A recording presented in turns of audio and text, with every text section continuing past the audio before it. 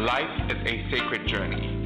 Every week, we bring a new perspective to aging and caregiving. Here is your host, Micheal Pope. Good morning, good afternoon, or good evening, wherever you are in the virtual neighborhood of Life is a Sacred Journey. It is Friday morning at 8 a.m., and it is another Life is a Sacred Journey a moment with all of you. I want to apologize for last week. Everything that could have gone wrong went wrong.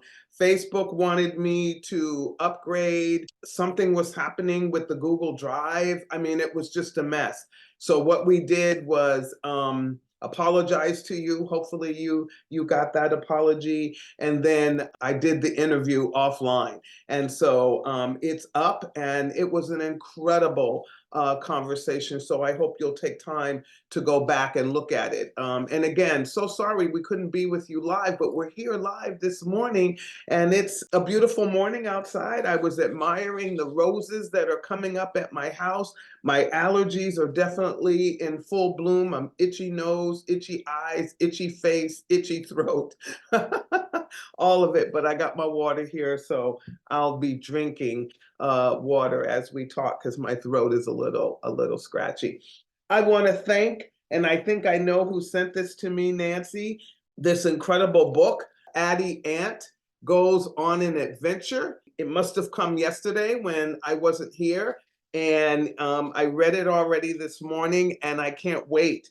The pictures are magnificent. Look at that.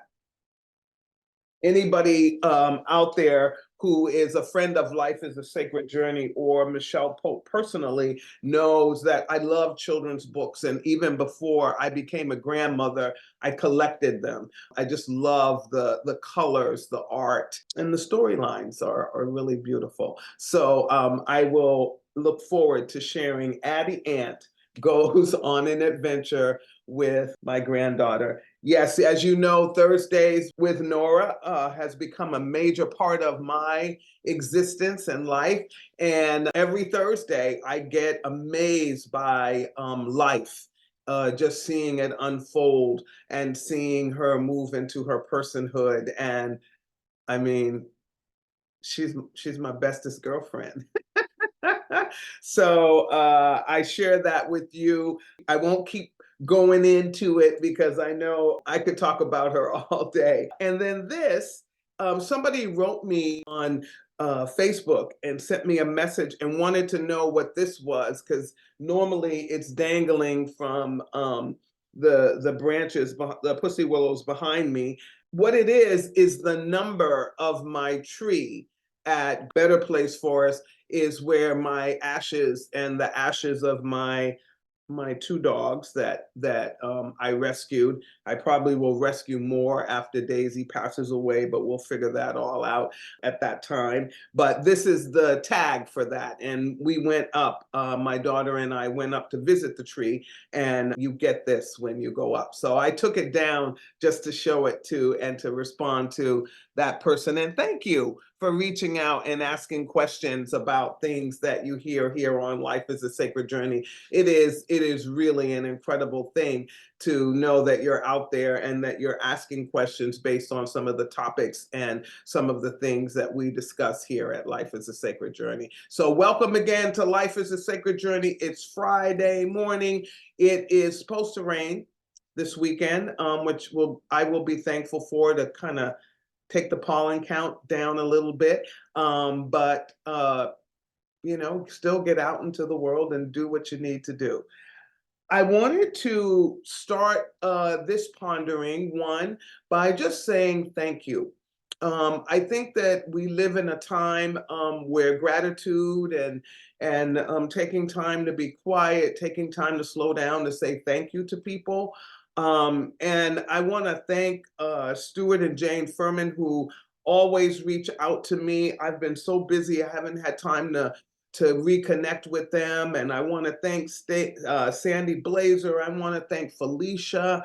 I want to thank Nancy and Teresa, Donna and Eunice, and all of these incredible people who are helping us to grow our platform.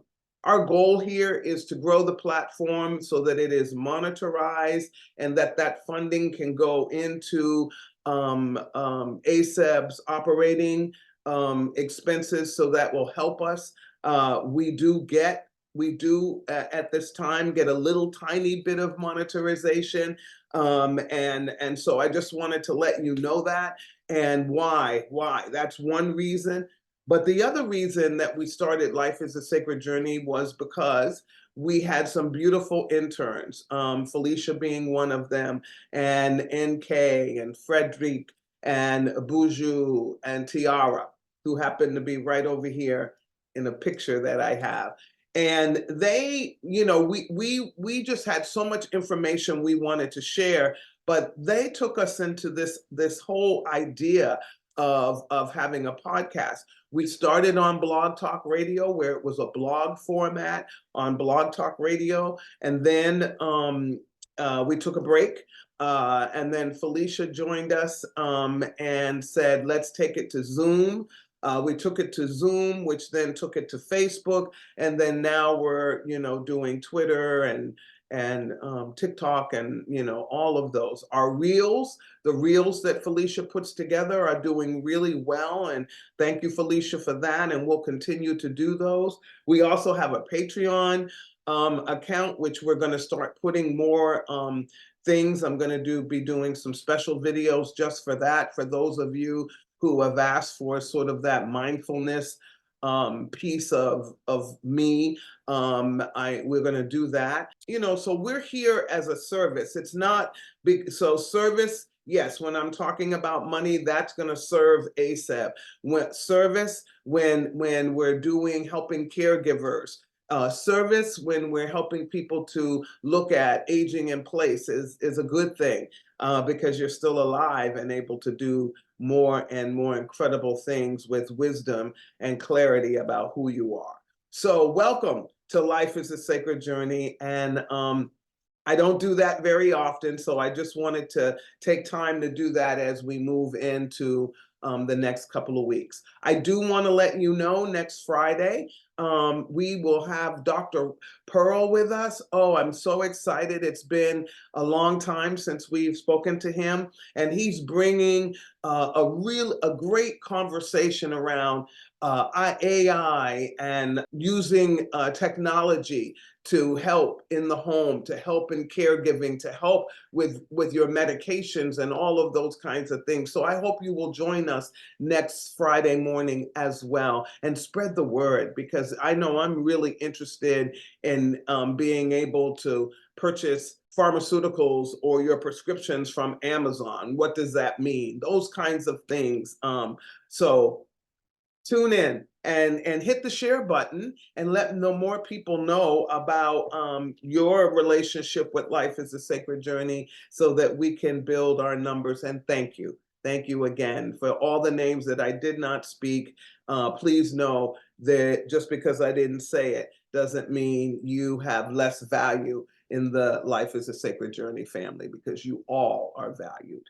So I wanted to take a few minutes because I just finished a book together by the Secretary General of Health, Public Health, and it was about isolation and loneliness among youth and young adults, and how this is impacting their mental health and their ability to engage in the world. Well, after I finished reading that, I started thinking about caregiving, and I started thinking and asking myself, am I lonely? Do I have moments of loneliness? Maybe that's why sometimes I do feel a sense of depression or a little bit of anxiety. I just started asking that question of myself. I have a journal, so I responded to that in the journal. But caregiver isolation and loneliness is something that is being researched all over the world. The International Journal for Environmental Research and Public Health recently put out a study where they looked at caregiver loneliness and loneliness in individuals across the intergenerational spectrum. And what was found hands down, and I underlined it, was that loneliness impacts your health, your social well-being, and of course, we know your physical health, but also your mental health. And that the things that creates that for caregivers is poor social networks. So poor social networks can mean a lot of things. So does it mean that you don't have family? Nope, doesn't mean that. Does it mean that you don't have friends? No, it doesn't mean that. What it could possibly mean, and what the research is showing, is that as you are caring for someone who, particularly if it's an elderly person that's living with some form of dementia, people get a little bit more nervous about being in that environment.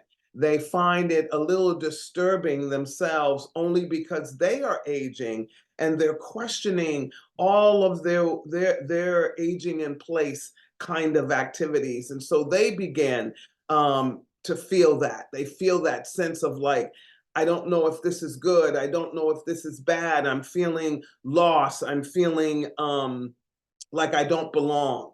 And so when that happens, you begin to feel not sleep well, not eat well, become disengaged from the world and from social settings or social groups that you once were a part of. And if you're caregiving on top of that, you're weary.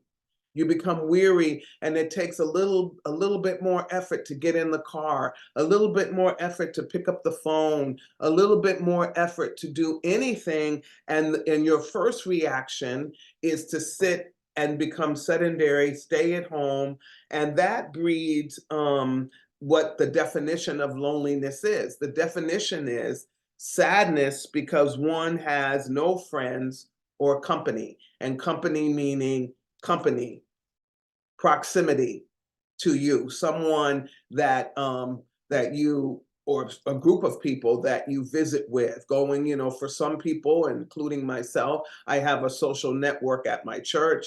I have a social network within a group that I belong to called the United Women in Faith. I have another social network that's around my work, what I do here at Alzheimer's Services of the East Bay. I have the social network of my family, near and far. I have this, so again, and then I have these friends that have come, and friends and chosen family members that have come into my life because of experiences that we've had together. So you can see it's like, it's like sometimes I feel guilty because I don't have time to hit all those spots all the time, but I always pray that people know how much I love them in those circles, and how much they mean to me, and how much they've enhanced my life and brought joy to me, and wisdom and companionship and all of those things, that they don't worry about my absence from time to time because I'm running doing something,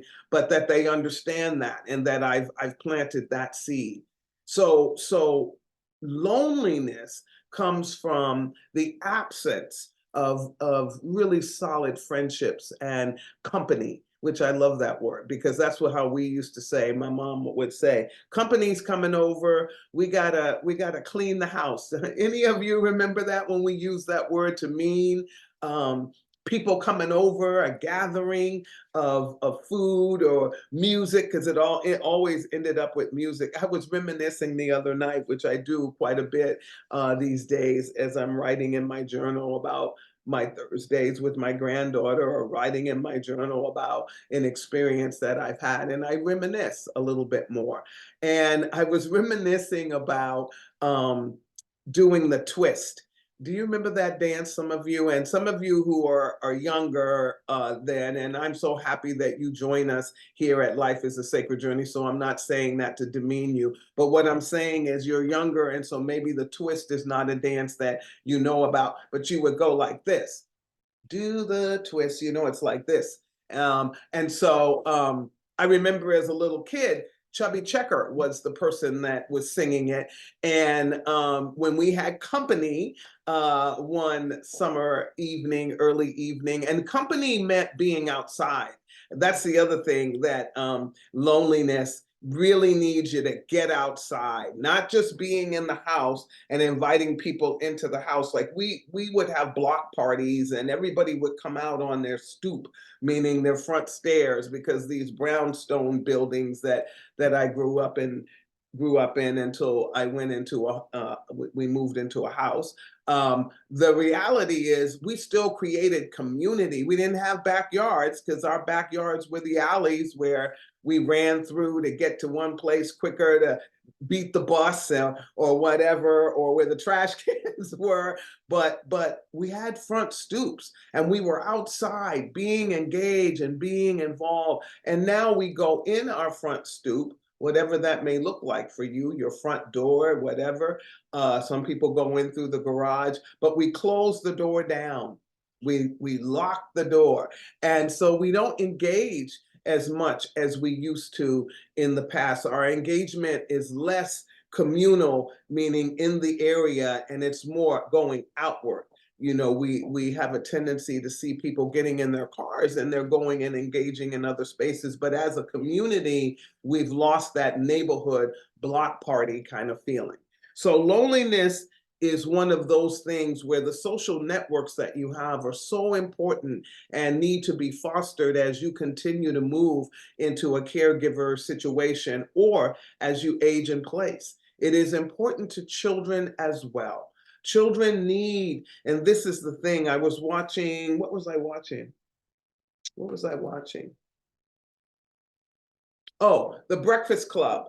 Shout out to the Breakfast Club folks. They are amazing young people, and I think they're a lot younger than me. I don't know, but I love the Breakfast Club, and I think it reminds me of the East Coast, and I enjoy it. But they were talking about guns, and they were showing the little water gun that I know I had as a kid, and that there were people who were saying children shouldn't be allowed to play with guns, and so they were having a conversation around that, and we played with guns when we were little, but we were told, one, the value of the human life. We were told that we should never point a gun at a person, a real gun at anybody. So there was a lot of dialogue, and they were bringing that up as well.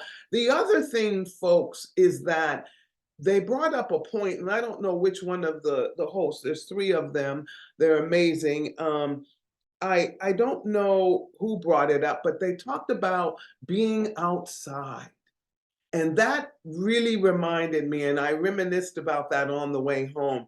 I spent 80% of my life outside, not in the house, playing video games, on my cell phone with my neck bent down. I watched a young man as I was at the red light yesterday going home, and he was just so bent over. His head was down because he was looking at the phone, and the sun was probably making it so he couldn't see it. So he was down into it. Nobody was talking. There was a group of people, young people, you could tell they came from the same school. They weren't talking to each other at all. And then the playgrounds. I don't know how many playgrounds you still have in your community, but we don't have a whole lot of them. I mean, we recently put one in a park that's not too far from me, but playgrounds, going to a playground and having children outside. Write in the chat, how much time did you spend outside playing? Because I think we were outside for a good 30 minutes for a thing that they call recess. Remember recess? Then in the afternoon, I believe we had an opportunity to go outside again, especially in elementary school. And then once we got home, we went back outside until the lights came on, and then we went in the house for dinner. So we were constantly outside. I remember smelling like the outdoors. Every time I could remember that smell. Even my mom would say, "Oh, you guys smell like the outdoors," because we would be sweating and running and jumping and playing and get rid of all that energy. We would fight, and we would make up and we would have popsicles and we would have ice cream when the ice cream man came, because we weren't afraid of him being a crazy person that was going to harm us, because there was a group of women on the stoop watching and making sure that we were safe. I'm just saying,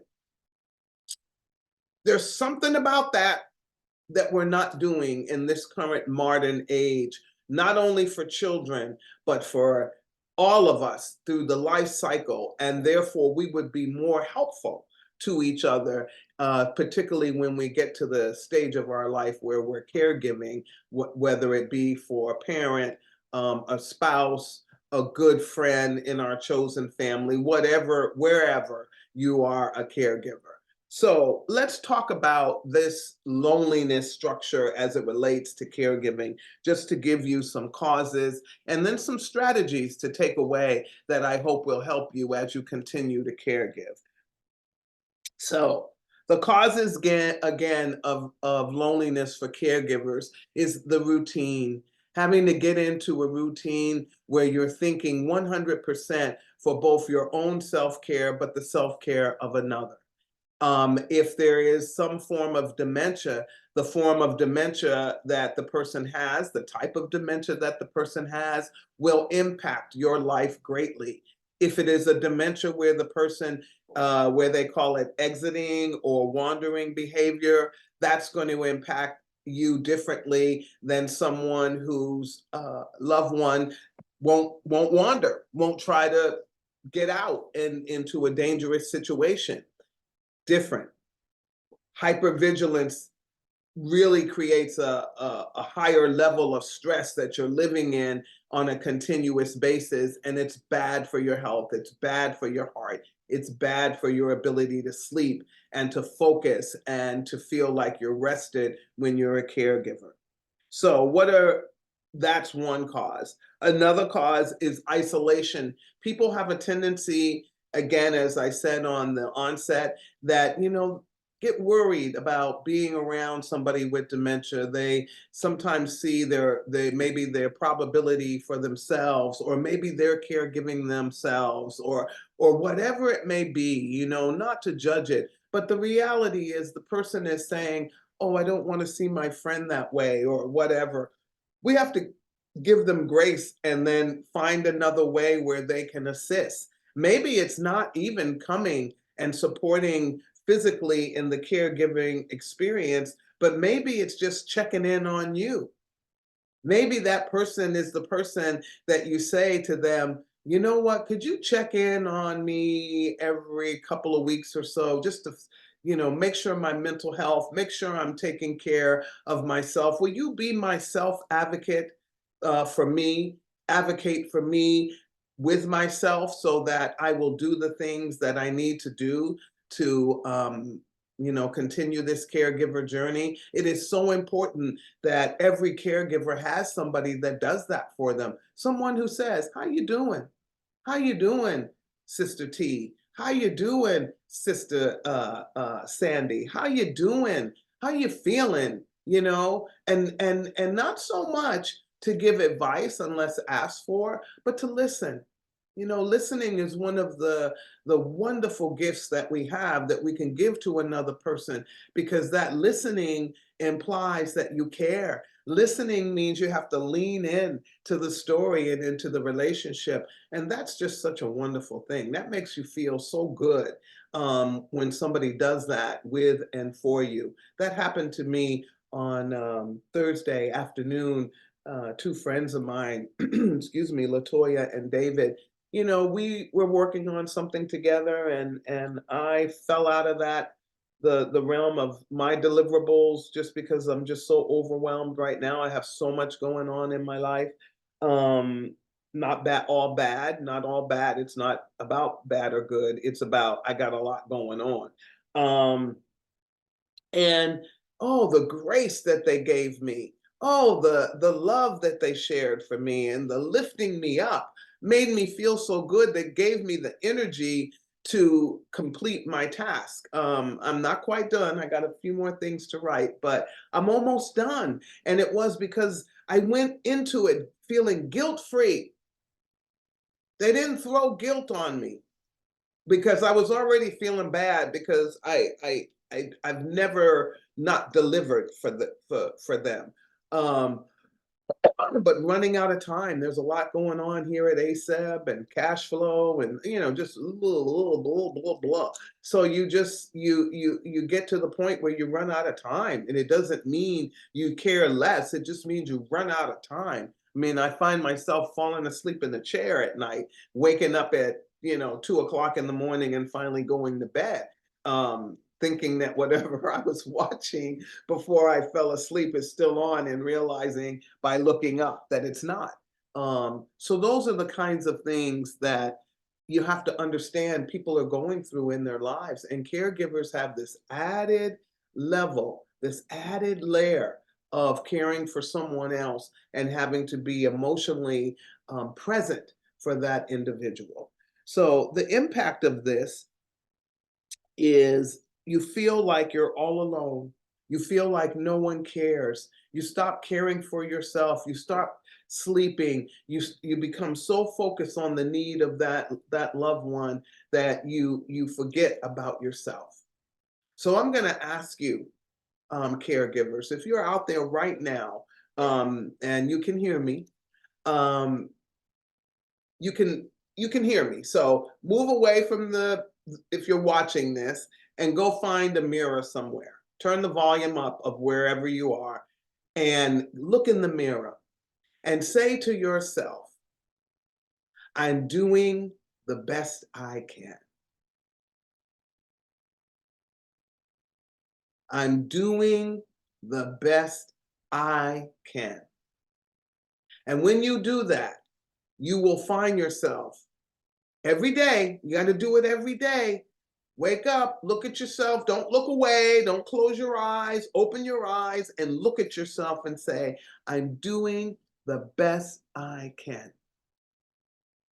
And allow yourself to make those mistakes. Allow yourself to not judge yourself so mightily. And don't worry about what other people think. As long as you're not abusing the person that you're care for. And I've always said this because I would never, I would have to report you if you were abusing the person that you love. But if you're not abusing them and you're learning this caregiver journey, this is an amazing journey that, yes, there's 1,000,001 books. I have a lot of them.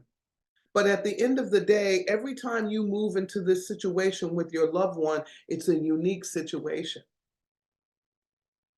It's a unique situation. And there's variables and stories that others don't know that come into this whole caregiving phenomenon. And so, here at Life is a Sacred Journey, we want you to take care of yourself. If you can get respite care, like ASAP, great. If you can, excuse me, find someone that will give you respite so that you can go to a movie or go for a massage or go for a walk, go sit in a park, go to the library. I just went to the library because I think this is the week, Library Week. So shout out to all the librarians of my past. I miss the old library, because everything's online now. As a kid, they used to have, and they still do have some places where in the library where these exist, where they had the index cards and then they had a blank card. You see, I'm reminiscing a lot. Like an index card that you could write on in these little tiny pencils, and you would write down the numbers, and then you would go and look them up on the back of the book, which meant you would have to search down the aisles by the topic and smell the books. Remember that? Go to a library. They need your support, and they are incredible places of where you can use the internet. But books are an amazing thing. Don't get all your information from the internet. Plus, you'll get respite when you go there. Find a good corner, fold up with the book, and trust the person. If you have family members, invite them into your caregiving experience and let them do what they can do. Maybe they can take your loved one to lunch, take your loved one to play golf, take your loved one to another thing that they're for a ride, while you're just sitting and regrouping, having a nice cup of tea. Those things are important. The other is finding all the support that you can, meals on wheels so that you don't have to cook a meal. Having somebody come in and do some light cleaning for you. If you're a person whose income is you're a lower income individual, in-home support services. I know it takes a long time to get somebody. I know that sometimes the people that you get are not reliable, because I've heard this, but it is a great program. You yourself can become an in-home support worker, so that the time when you're doing the respite at the home, you can be reimbursed for that. And again, that has nothing to do with your respect, love, or how you say, oh, I don't want to be paid to care for this person, I love them. No, no, no, it's not about that. It's about, you can turn that money around for incontinent goods, or it might help to buy a certain prescription that you need. That's not using your loved one, and that's not saying that you want to be paid to love them, because caregiving in itself is extremely expensive. It adds a whole nother layer of cost to your lifestyle. And if you're an older caregiver caring for an older person, and your income or your retirement is being tapped not just to live with your activities of daily living, food, shelter, electricity, water, all those kinds of things, but now you have this added medical care that not everything is covered, and we want to make sure that people can stay in the community. This is another thing. I love it when I hear that caregivers are caring for their loved one at home. Shout out to some folks out there right now, to Mr. Preston, caring for in the home to the very end, to the person passed on. And you want to be able to do that without burning out. It's a struggle to not burn out, because there's just so many things that you have to think about. But you want to try to do that without burning out to the point where it becomes such a burden where you get sick yourself. So let's move to that and talk about self-care. Self-care is one of those things where your physical and mental health are really a part of that equation. When you take care of your physical health, meaning exercise, good nutrition, um, um, pampering yourself from time to time, soaking your feet, taking a bath instead of a shower all the time on the run. All of those things are self-care activities. They're wonderful. Coloring or painting, I love using color pencils, and I use the adult coloring books, and those are really great, not only for you, but for the person that you're caring for if they have some form of dementia. If that's something they like to do. If they're handy with their hands, and I know there's a lot of uh, caregivers out there who are caring for their husband, uh, and they were somebody who did putzed around the house and did certain activities, and you worry about them using certain machines or certain things. Find things that they can do, that they can repair or not repair, but look like they're repairing from time to time. That keeps them busy, keeps their mind, and it also helps when people feel that they're helping. People don't like to feel dependent, and that has to do with mental health as well, not only excuse me, for yourself, but for the other person, for the person you're caring for. The more engaged you both are in just living, it really is good for both of you. We also want to talk about, if the older you are, the loneliness that it has a negative impact and causes frailty, which I thought was so interesting, because I've seen it happen where a friend of mine moved out of the neighborhood and the area in which he and his wife lived. And when I saw them soon after, he looked so frail. It wasn't that they weren't beginning to have new social networks and different things. It's just the place where he existed for almost what 30, 40 years. He had to adapt, and it was taking a little longer to adapt. And in that time, he became very frail. So frailty is one of the areas that happens when caregivers are feeling burdened and feeling lonely. They also, caregiver burden leads to frustration and anger and where a place where the caregiver separates, which I thought was something that was extremely important, because I've known that too. You wanna, when I've not been myself, instead of pushing myself out, I have a tendency to want to bear in, kind of do the hibernation thing. And that's good to a point, but then you've got to get back out into the world and engage with other people and get back into your social network. The other that I thought was important, it loneliness is associated with depression, sleep disorders, fatigue, the risk of obesity, diabetes, functional decline, early death, emergency visits to the hospital, early admission yourself in a home care or in a healthcare environment, uh, loss of a partner, loneliness. People need to look when people have lost a partner or lost a good friend, loneliness will come up then, and that's when we need to get around people, rally around them.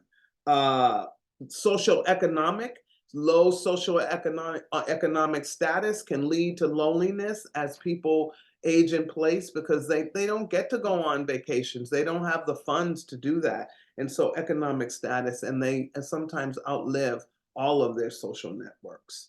And then again, poor physical health. So as we age, keeping our bodies moving and well lubricated, so that every day we feel like we've done some physical activity. At the park where I walk, and almost every day, not every day. There are a group of women that are there doing the movements, the Tai Chi, and they're moving, and man, they are so agile. And I watch them, and I think I said this on A Life is a Sacred Journey not too long ago. I want to join them, but I know I won't be consistent. So, but then I learned yesterday in reading something that consistency starts with starting.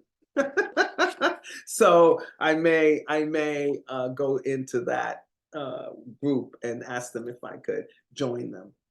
We're coming to the end of this Life is a Sacred Journey, and I just want to also say to you, loneliness is something that leads to depression and suicidal thoughts, and we need to rally around people all the time. Reach out to them, and reach out to somebody whose voice you haven't heard. Let people know how much you care about them by reaching out and sending them a note or a card. While silence is good for us every once in a while, we need to be quiet, and we need to contemplate, and we need to dream and vision.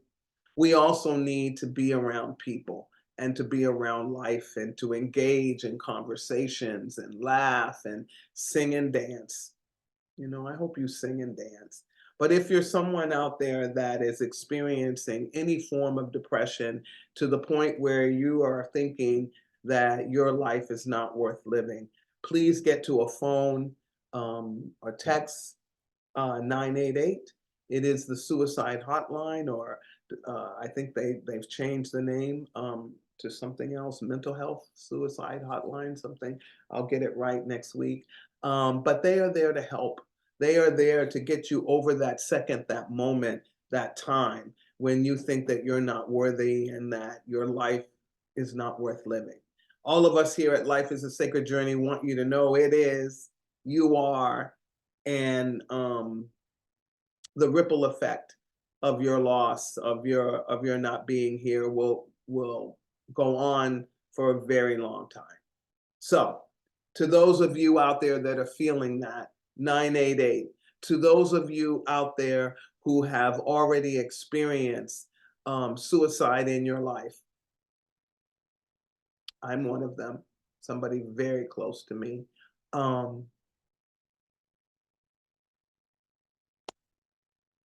We love you, and we're sending you, oh, the light just went on, sending you this great hug to let you know, we understand, and hope you feel better. And you'll have good moments, and you'll have bad moments, and you'll have moments that you don't even understand why you're having that moment. But know that you're not alone, and that we care about you here at Life is a Sacred Journey. And we may not be in the room with you, but we carry you in our heart. So remember that. All right, friends, I hope you have a wonderful weekend. I'm getting ready to do a couple of really great things. Tomorrow, I am going to go to a woman's tea with my daughter. So I'm very excited about that. That's fun. I'm looking forward to that. And then in the afternoon, or close to early evening, I'm going to go to a concert, which I'm really excited about that. I'm gonna work because I got work to do. I don't know where I'll fit that in, but I'm gonna fit that in. Um, yeah, and I'm probably gonna go. When it's raining, when it's thundering and lightning, I won't be outside. But one of the things that I am gonna do, because I hear that we're gonna have rain. It's similar to the hail thing. Um, I think I told you about this last week. For those of you that weren't with us, I chose to move my trash cans to the curb last Thursday during a hailstorm. Not really a good idea. But then I realized that they weren't like boulders of hail. They were these little tiny things of hail. And they didn't really hurt very much. But what I did is I went back to the front door, and there's an overhang. And so I watched it, not from the window, but outside where I could feel the impact of it hitting the ground, and some of it still popped and blew into my hair. My hair got wet from pieces that got caught in my wonderful 4C 4C hair. And I felt alive. So get out there. Feel the rain on your skin, feel the sun on your skin, and enjoy the earth, because it really is here to help us to rejuvenate, to refocus, um, and be kind to it as you do that. Some of you got to see the total eclipse, and I hope that was enjoyable for you. I didn't see it. I was in a meeting. It came and went, but I did watch it on YouTube later in the evening. So do something that brings joy to your heart. Get out there and people watch. Go sit at an outdoor restaurant and have a nice lunch and watch people. And if they have an outdoor area and they're willing to serve you there in the rain, whoa, that's even better. But enjoy your life, because this is it, folks. This is it. I know there are those of us that believe that we have reincarnation and we have all these things, but